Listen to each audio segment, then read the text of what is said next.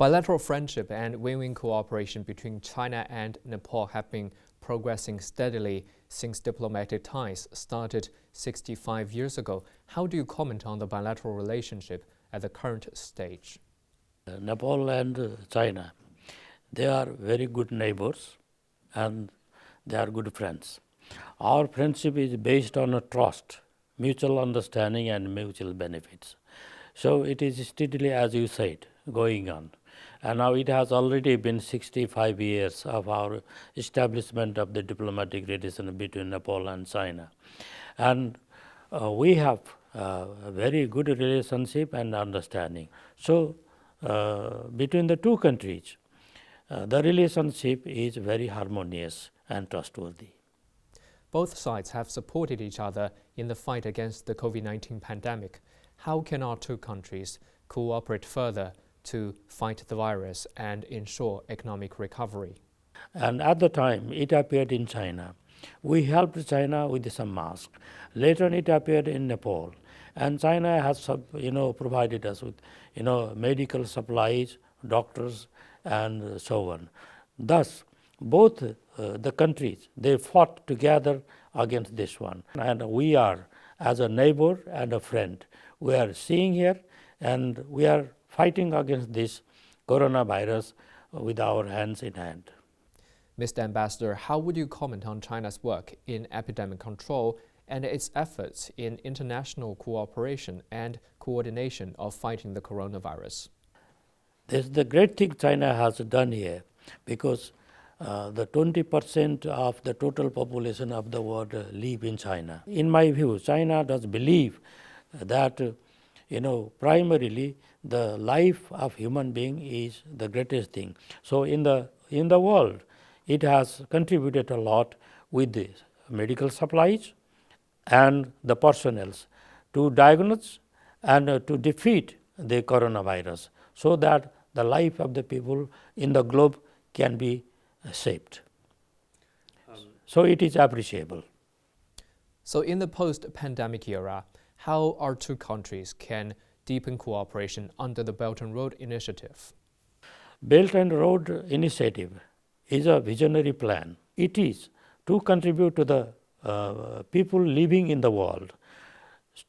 So it connects the different countries in the world. Almost all the continents will be connected by this plan. So this is a visionary plan. And under this Belt and Road, economic development can be done. In the very beginning, we joined this BRI, and under this one, we have to develop our country. Our priority in Nepal is building roads, railways, and similarly communication and information, development of the energy and transmission lines. Similarly, there are many sort of infrastructures and development tasks. So under this BRI, Nepal can get benefit, and we do believe Chinese achievement in science, technology, experience and economy will to a certain extent help Nepal's development. So we are very happy to note this that this BRI is the wide-ranged the program. So this program will certainly be beneficial to the people. We have to work under this Belt and Road for the shared future of the whole of mankind, and we have to join hands together under this program and try our best to be prosperous in our own country and society. How do you think China's rebounding economy will contribute to global economic recovery? We are very happy to see that China has controlled the pandemic and resumed its economic activity. Now it is in the course of the prosperity. So this Chinese economy is the outcome of the Chinese wisdom, Chinese experience, and dedication of the people in China. And similarly, it is the unity shown by the people and the government in China. So this economy can contribute to the people living in the world, especially the present world, needs two, three things. Number one, throughout the world, peace is necessary, development is necessary. China can contribute for the establishment of the peace and development in the world. Similarly, it can contribute to the least developed countries for uplifting their economy, and it can contribute to the socio-economic change in the planet. Thus, this economic achievement of China can inspire the people living in the world, and it can also share its experience and achievement together with the people living in Asia, in Africa, and in many countries where they are in need of it. From what you've learned and observed, how do you view China's poverty eradication efforts? Poverty is not brought by the human being when the person is born. It is because of the social and economic management made by the human beings in the world. So, this poverty should be eradicated.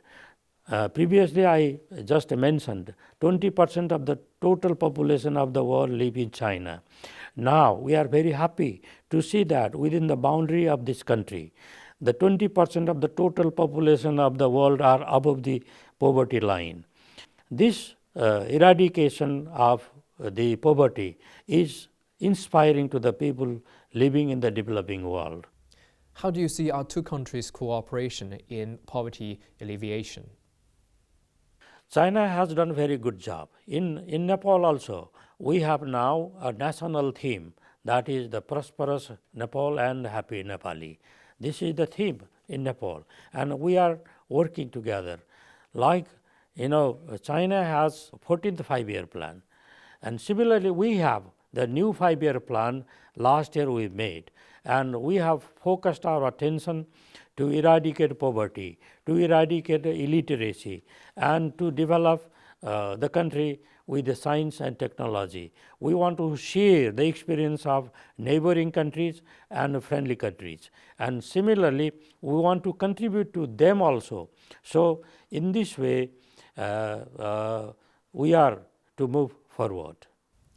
China has just unveiled sweeping targets for the 14th FiveYear Plan period from 2021 to 2025 and long-range goals through the year of 2035. Looking ahead, any particular points in the plan that you think would add new dimensions or momentum to the bilateral relationship? Two things I have said. One, China, when it sets the goal, it is based on a concrete situation. In a philosophy, it is said, if you want to get success, your plan and program should be based on the concrete situation of the society. And China has made that sort of things. And in the plan, it is said, openness is emphasized. Similarly, qualitative production is emphasized. Similarly, infrastructure to be developed within the country and outside the country in the world. By 2035, it has some goals it has set. The goal will be achieved, I think.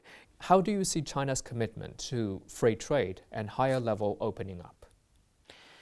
This is important thing. The countries involved in this project can participate in this one. So, Nepal is also encouraged to be involved in it, and so this is one of the important aspects that China has shown. So, this is we appreciate. China pledges to peak its carbon emissions no later than 2030 and achieve carbon neutrality by 2060. How do you view China's commitment? This is a good commitment, and China will achieve the objective it has visualized and stated.